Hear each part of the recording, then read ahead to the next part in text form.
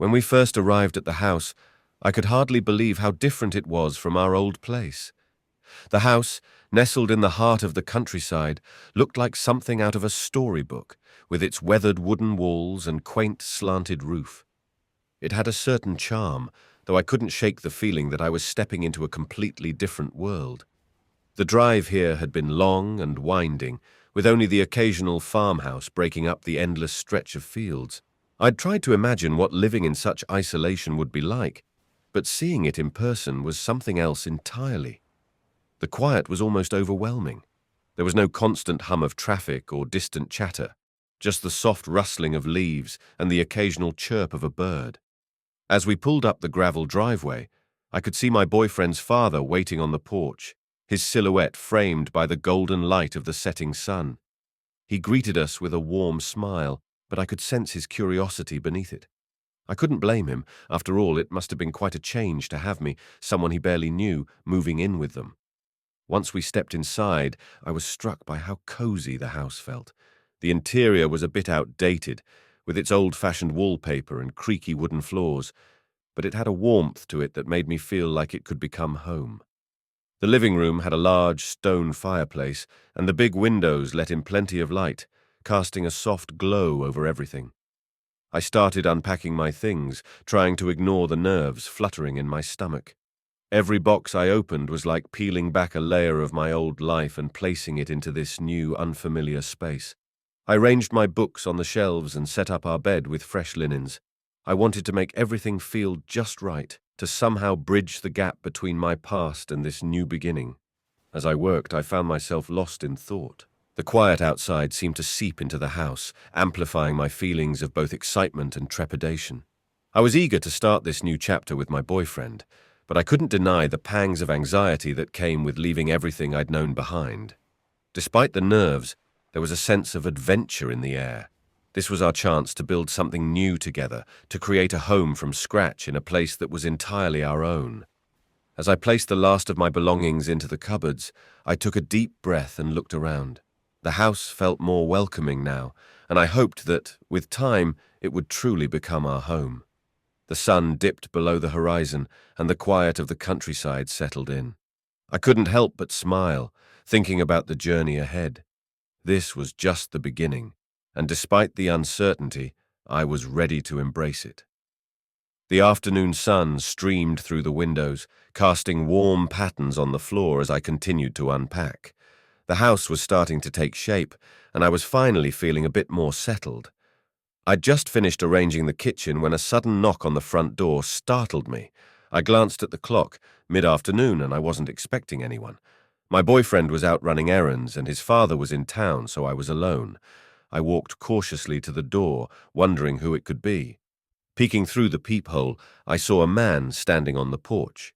He was dressed in a dark blue jacket, which seemed slightly out of place for such a warm day.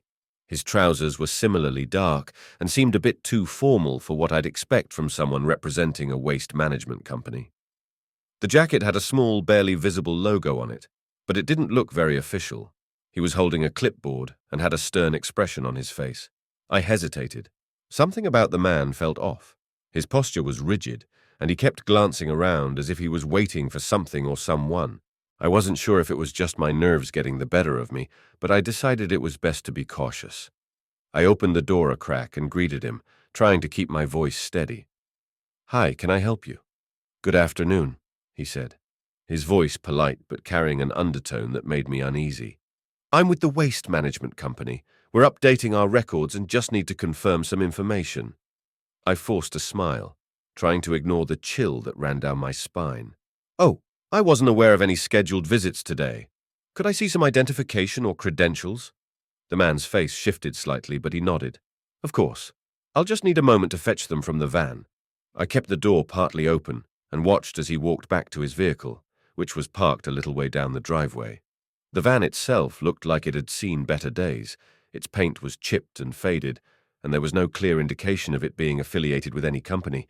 As he rummaged in the van, I took the opportunity to glance around. The quiet street was empty, and the surroundings seemed unusually still. My gut told me something wasn't right, and I decided to trust that feeling.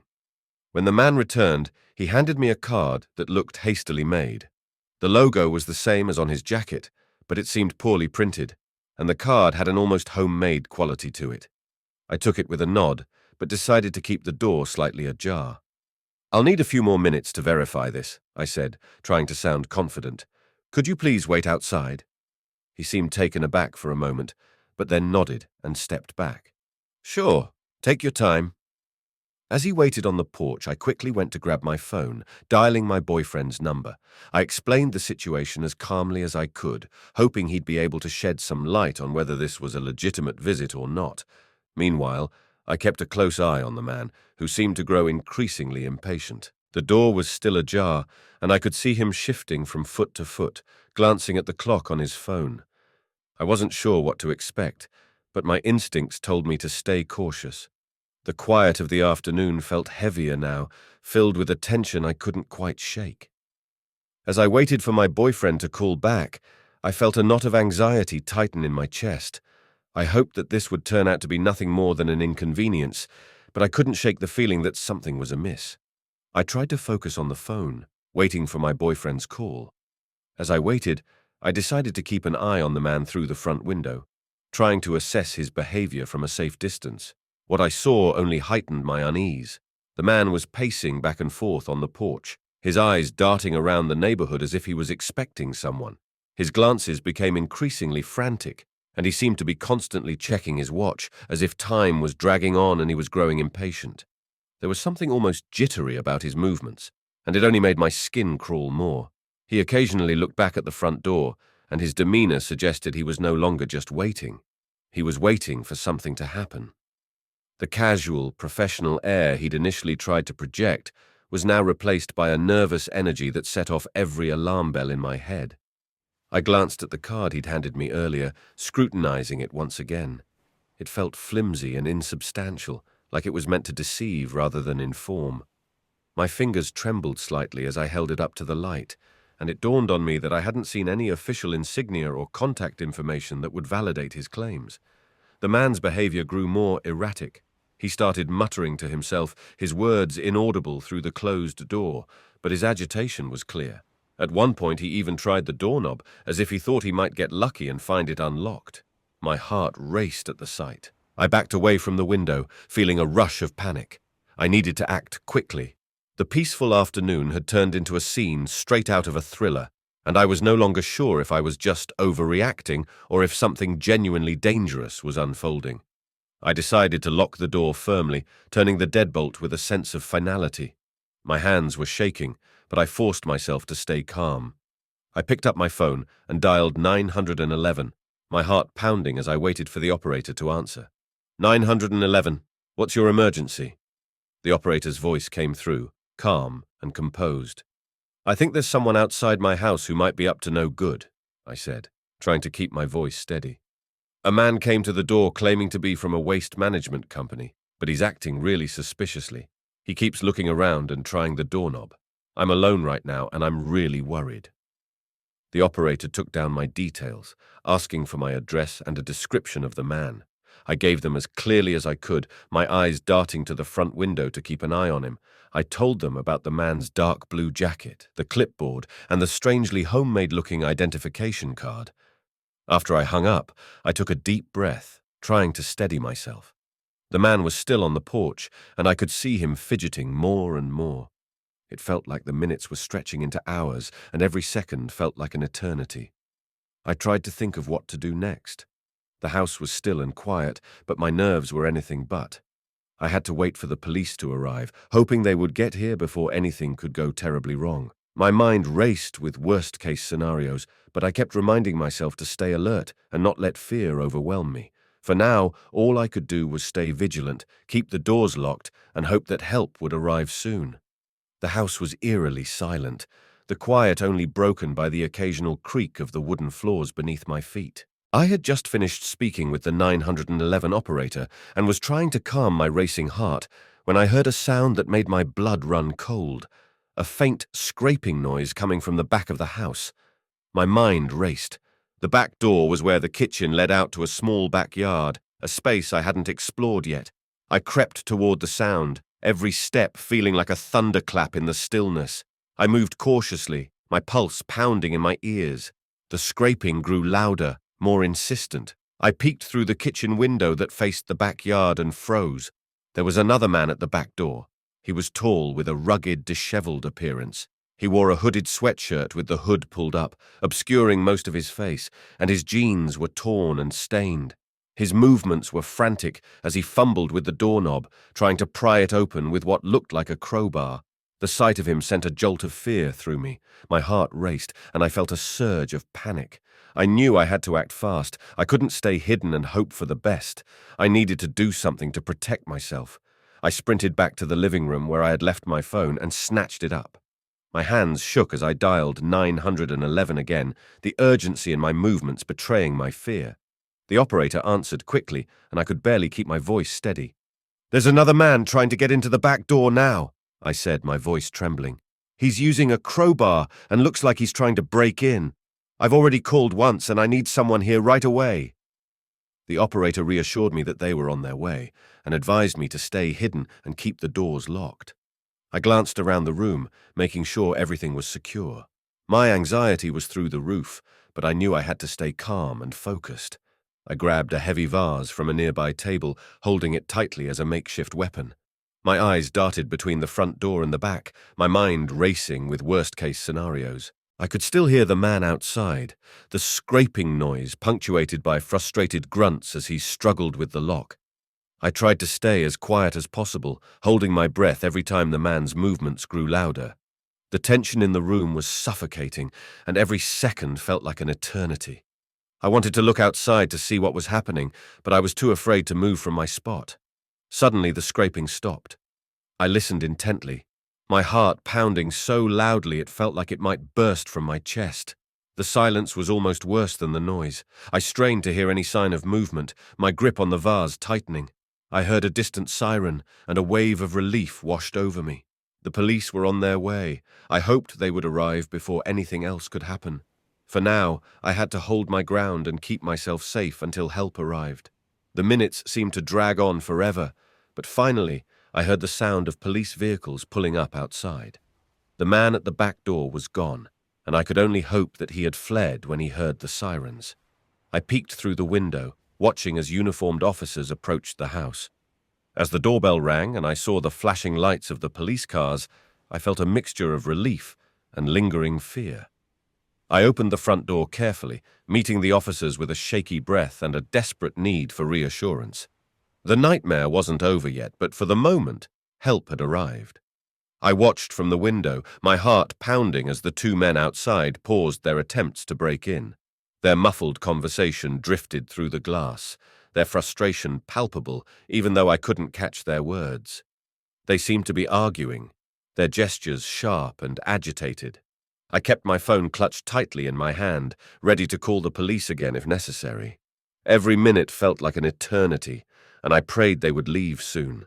The tension in the house was almost unbearable. I stayed hidden behind the curtain, my breath shallow and quick as I watched the two men finally retreat. They approached a rusty grey van parked at the end of the driveway.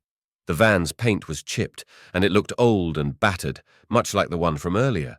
The men climbed in, their movements quick and agitated. The engine roared to life, and the van sped off down the road, tires screeching as they disappeared into the distance. I waited, my eyes straining to keep them in sight until they were completely out of view. The relief that washed over me was tinged with lingering fear, but I knew I had to stay vigilant. Once they were gone, I hurried to lock every door and window, checking them twice to make sure they were secure. My hands shook slightly as I turned the deadbolts and pulled down the window latches. I felt a mixture of exhaustion and anxiety, my nerves still on edge from the confrontation. The house was quiet again, but the silence felt different, heavier and more oppressive. I took a deep breath and tried to steady my racing heart. With the doors and windows locked, I finally felt a semblance of safety, though my mind continued to replay the unsettling events.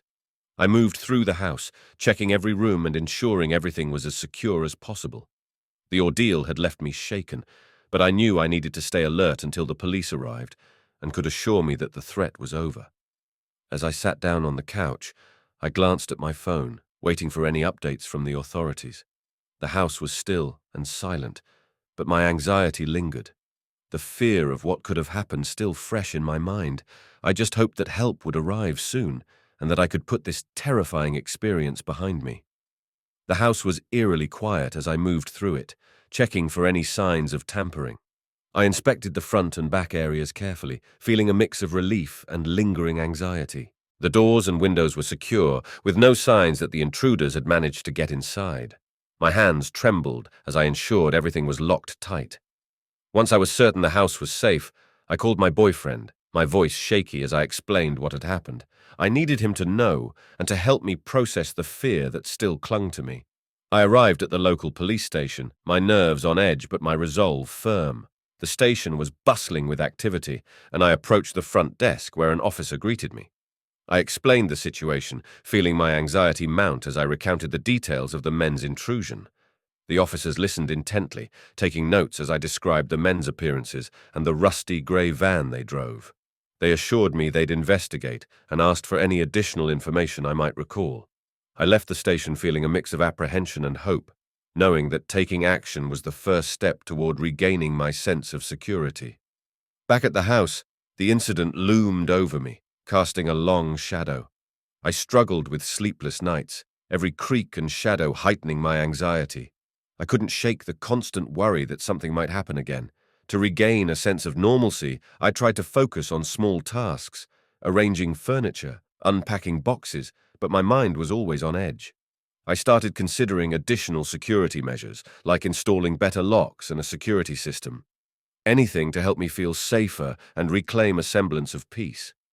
Some time has passed since the incident, and the house feels different now. I've spent countless hours reflecting on what happened and how it changed me. The fear I once felt has slowly been replaced by a new sense of strength and confidence. I've learned that I can handle unexpected situations, even when they seem overwhelming.